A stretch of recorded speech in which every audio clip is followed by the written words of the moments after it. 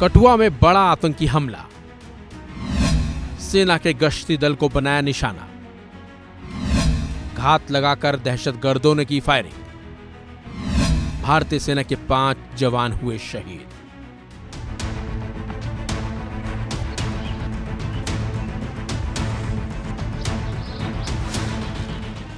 जम्मू कश्मीर में लगातार हो रहे आतंकी हमलों ने एक बार फिर से ये साफ कर दिया है कि घाटी में इस वक्त बड़ी संख्या में दहशतगर्द मौजूद हैं।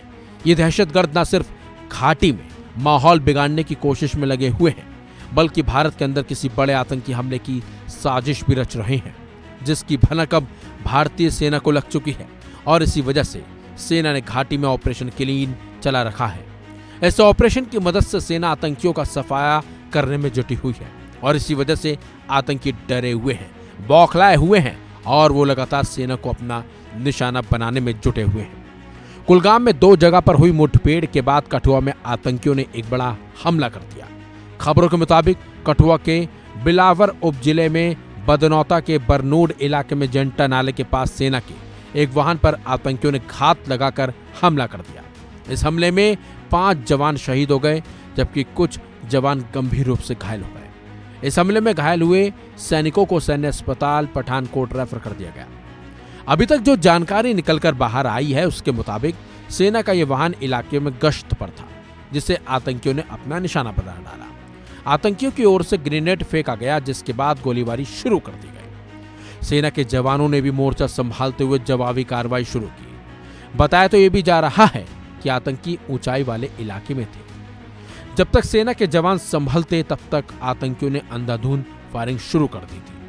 ऊंचाई वाले इलाके का फायदा उठाते हुए दहशतगर्दों ने जवानों को निशाना बनाया, जिसके बाद सेना के जवानों ने जवाबी कार्रवाई शुरू की। दोनों ओर से गोलीबारी का सिलसिला देर शाम तक जारी रहा था।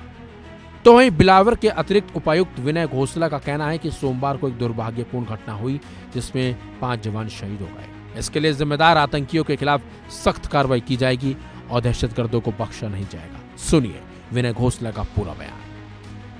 ऐसा है कि सबसे पहले तो ये बड़ी एक दुखद घटना है और एक ट्रेजिक घटना है कि हमारे 5 जवान जो हैं वो आर्मी के फोर्सेस के एक मिलिटेंट अटैक में शहीद हो गए हैं। तो ये बहुत ही हमारी एक अफसोस की बात है और हम उनको ईश्वर से दुआ करते हैं कि ईश्वर उनके परिवार को इस दुख को सहने की शक्ति दे और उनकी आत्मा को शांति दे। तो जो उसके साथ मैं ये भी कहूँगा कि जिन्होंने जो भी ये काम किया है उनके खिलाफ हमारी सिक्योरिटी फोर्सेज, हमारा प्रशासन सख्त से सख्त कार्रवाई करेगा। तो इसमें यहाँ तक हमें जानकारी है इसमें 13 लोग थे और इसमें 8 जख्मी हैं। उनको हमने रात को ही 6 बंदों को हमने पठानकोट हॉस्पिटल में इन्होंने आर्मी वालों ने शिफ्ट कर लिया था। लेकिन जिस तरह से आतंकियों ने कायराना हरकत की, उसके बाद सेना काफी गुस्से में है, क्योंकि सेना ने अपने साथी को खोया है। इस वजह से सेना ने दहशतगर्दों की तलाश भी अब शुरू कर दी है, ताकि इन दहशतगर्दों का खात्मा किया जा सके। फिलहाल इस खबर में बस इतना ही। अपडेट्स के लिए बने रहिए वन इंडिया हिंदी के साथ।